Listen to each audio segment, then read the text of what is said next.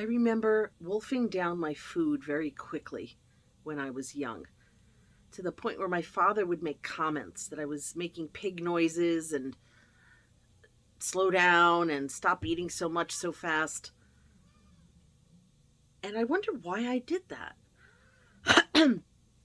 I don't want to say that I was underfed, but maybe I was. I don't know. So, grammar school, between kindergarten and sixth grade. Uh, Cereal for breakfast at about 7 a.m. We had to be in class, I think, or on the playground by like 7:45. So, and little kids don't shower in the morning. I was bathed and, ate my breakfast, brushed my teeth, got dressed. And the breakfast was a bowl of cereal. Things like Captain Crunch. I remember as I got older, okay, Special K or, Corn Flakes. But I remember Frosted Flakes, Sugar Smacks, all those food.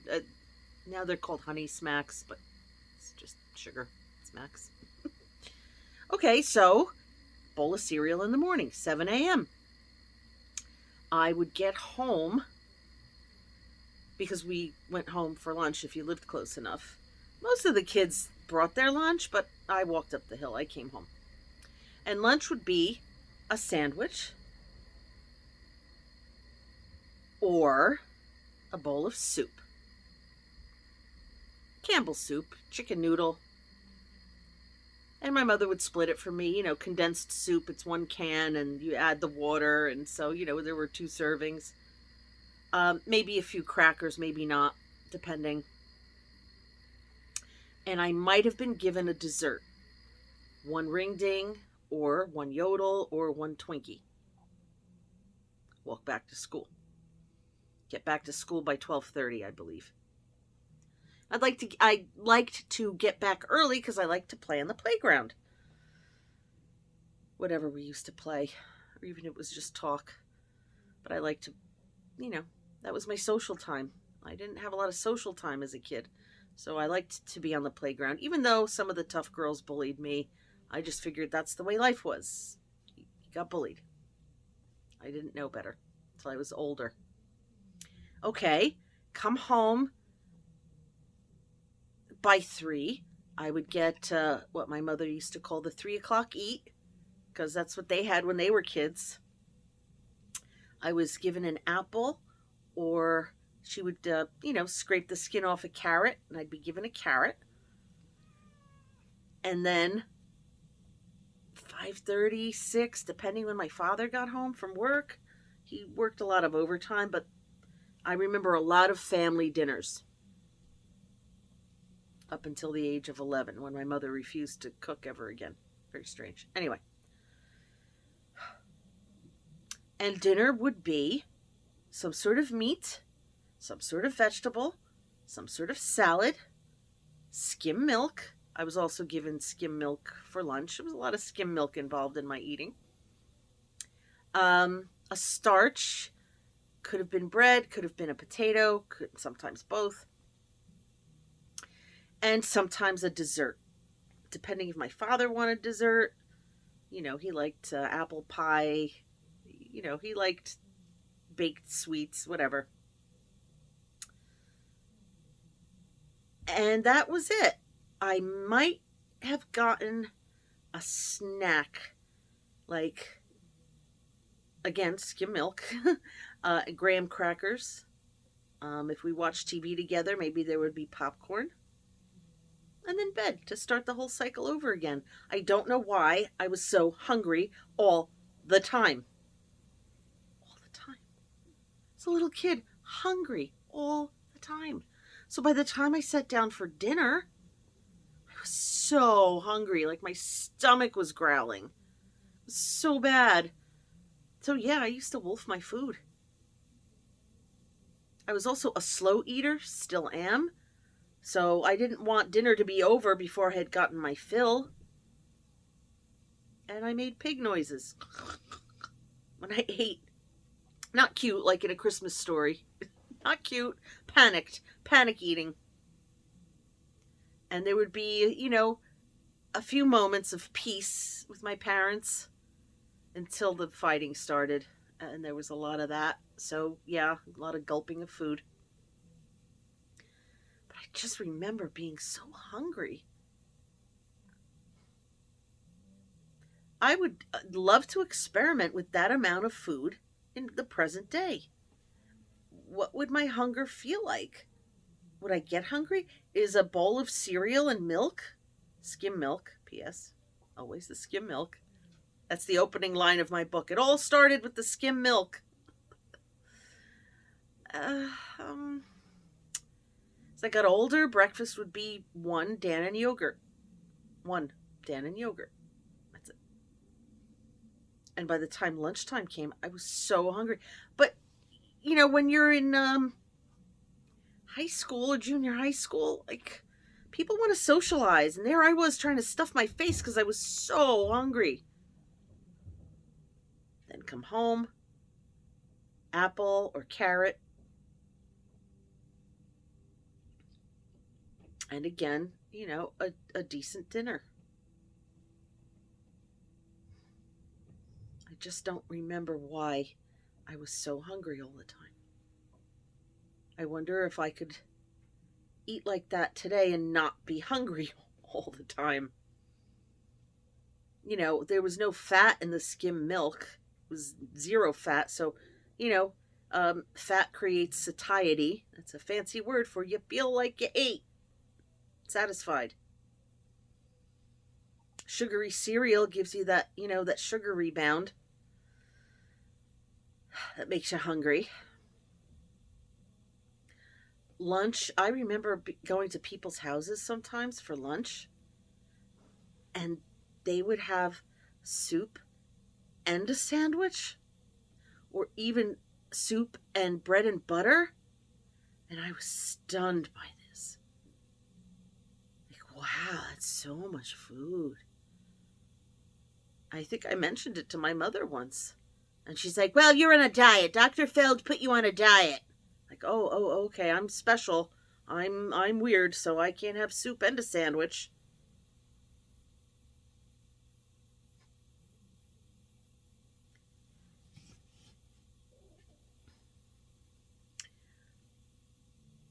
And I was chubby.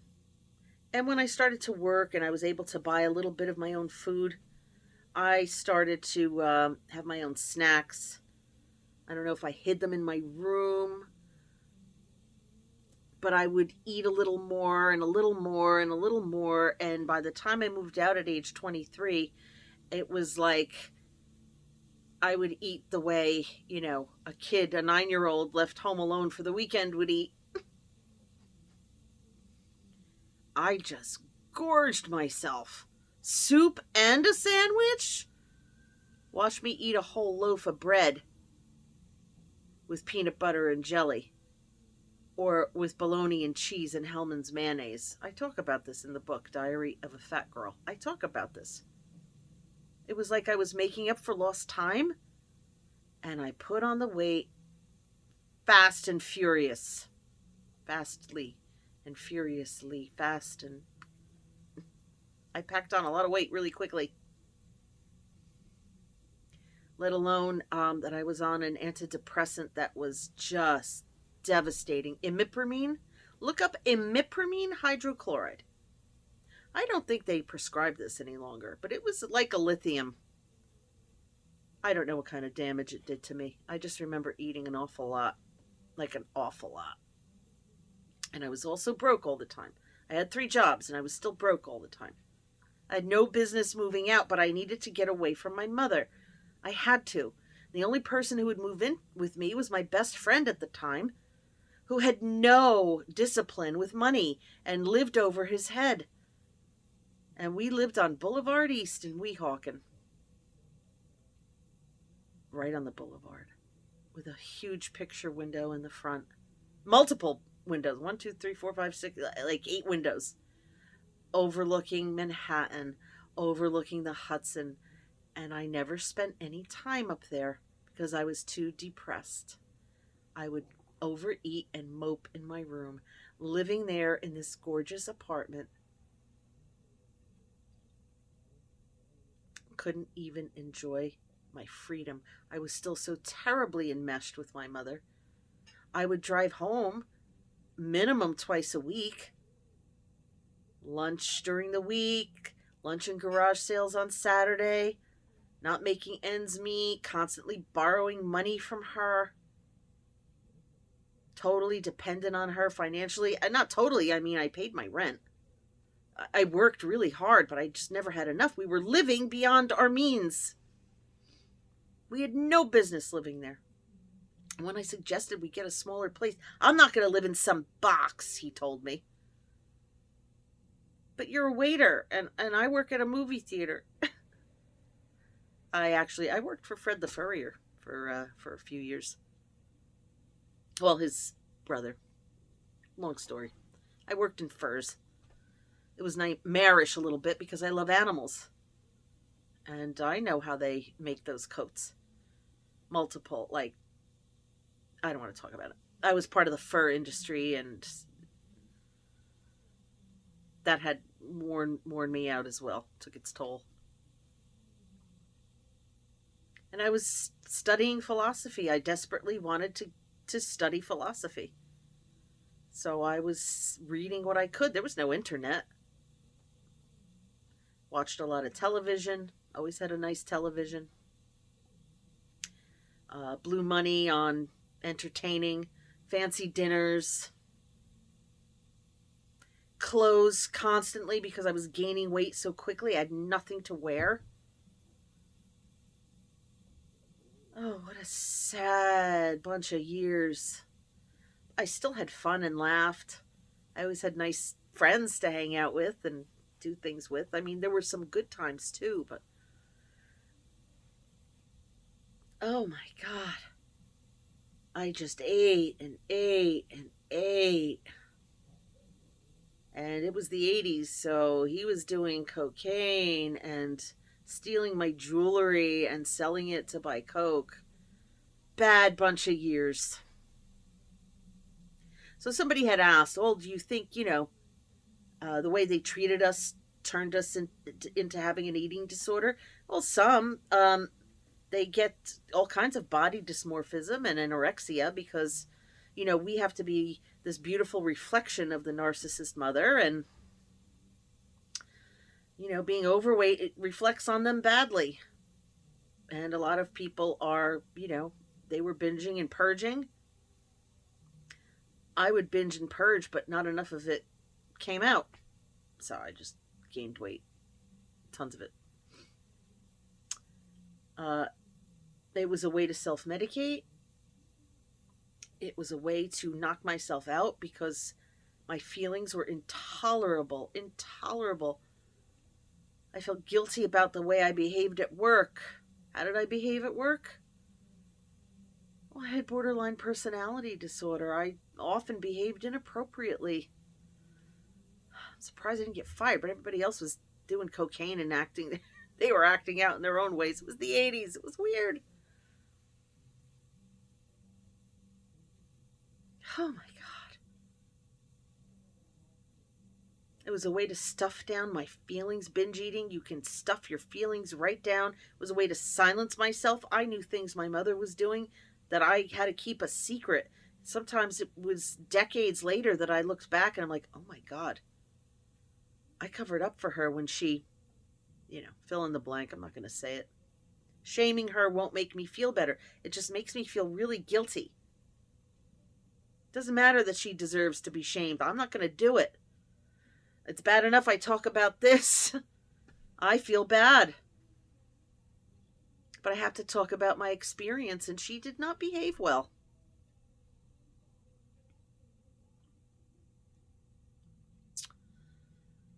Yeah, the eating disorder was complicated. It was a number of things. Panicked, speed eating, truly being hungry often, using food as an escape, as relief. Remember, I was bullied at school. I was weird.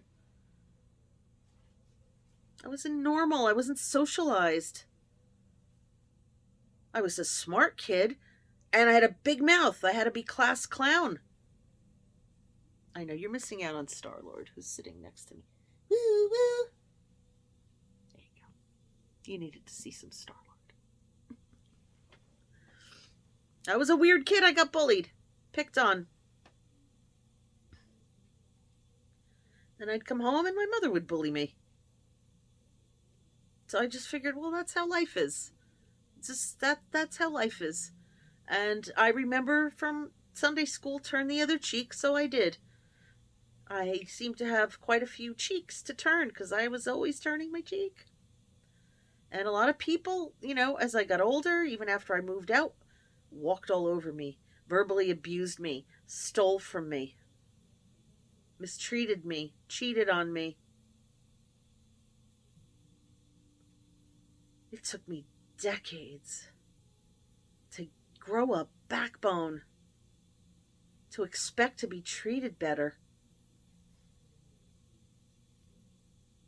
And I still get bullied a little bit, not as much,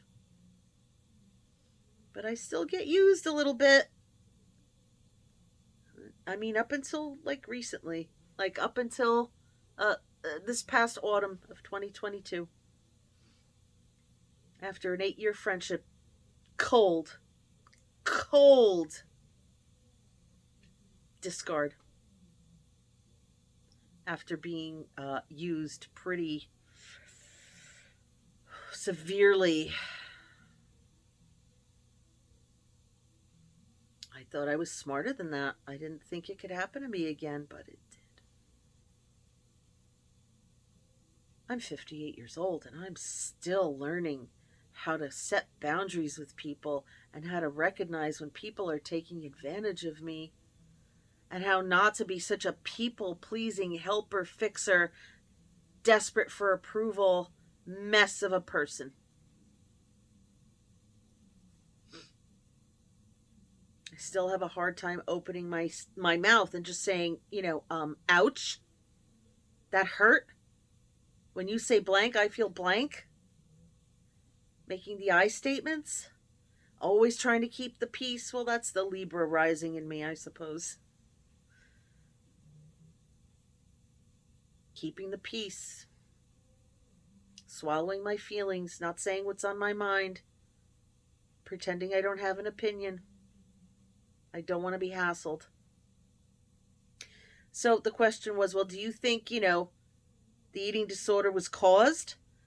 Cause and effect is just how the universe works. So quite a few different things contributed to me being a binge eater.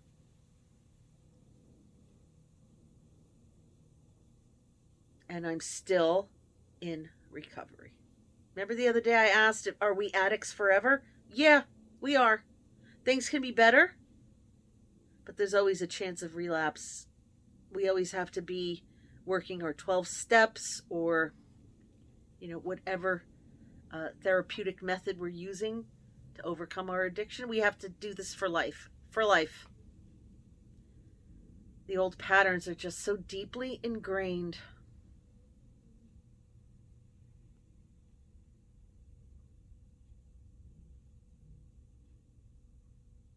How do we heal from all this?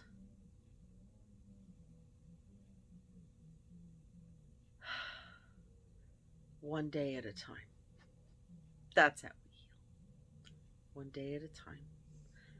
1 minute at a time. One step at a time. One victory at a time. One failure at a time. That's the best we can do, is to become aware and accountable. I could blame her all I want. At what point do I say, well, now it's up to me to get help and to heal and to overcome all this? I don't see her all day. I don't talk to her all day. I don't let her talk to me on the phone for hours like I used to. Oh my God, I remember her yelling at me. And I would make my friend who would sit there laugh because she would just be yelling and tearing me apart, and I would hold the phone away. Like that was my big rebellion, holding the phone away. And then checking back every few minutes, she would just rant and rave. Either she'd be tearing me apart or tearing at my father, complaining about him. He never even bought me a pair of shoes. You both worked because that's what it took to pay the bills. You two signed a mortgage. Don't tell me he didn't buy you a pair of shoes. You signed on the dotted line. You knew you had to work to pay that mortgage. After she had me, she continued to hustle. She sold Avon. She babysat. She nannied. She was a chauffeur. She created a feline boarding kennel. My mother worked hard. Her gnarled, thick, rough hands. Sometimes over 30 cats in the house, all spotless. People, even celebrities, would come and bring their cats to be boarded with Ada. No, nobody's all bad. She taught me hard work. She taught me how to hustle. And I do. I hustle. But nevertheless, she would complain that why should she have to work? Why isn't my father earning enough to pay everything? And you married him.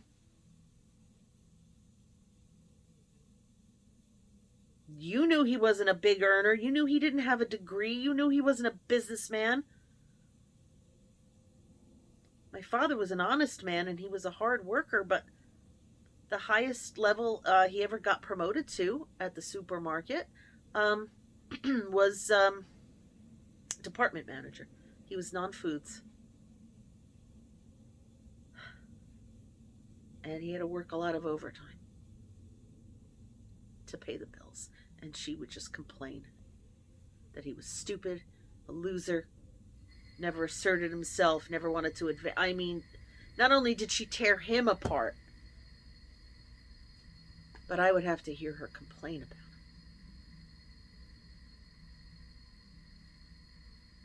It was only recently. Well, I would tell her, you need to stop. Stop talking about him. Stop it. His sisters don't call her to talk. She's 99. Do they call her? How you doing? No. Because all she does is devolve into these episodes where she just tears my father apart. Talk about needing to eat my feelings. Because if I opened my mouth back then and said something, she would cut me off financially, and I had no self-confidence. No confidence that I could support myself. I had an abusive boyfriend living here. No, he didn't hit me. It was more like he was a sex addict and a serial cheater. I didn't think I could pay the rent on my own. So I tolerated it. Oh, it took me so long to get on my feet. Like up until just recently. And I'm still struggling a little bit. Well, a lot. But it's getting better. And I have faith that I can break this generational curse and be wildly successful and make her look and see it. And then get even by treating her well. Because that's the kind of person I am. Hey, I am who I am. So yeah, binge eating disorder. Definitely a way to cope with uncomfortable feelings. Agonizing feeling. Uncomfortable doesn't give it justice. Agony. Agony.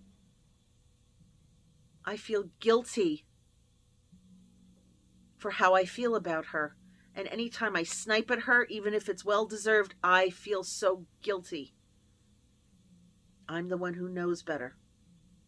She's just a child in an adult's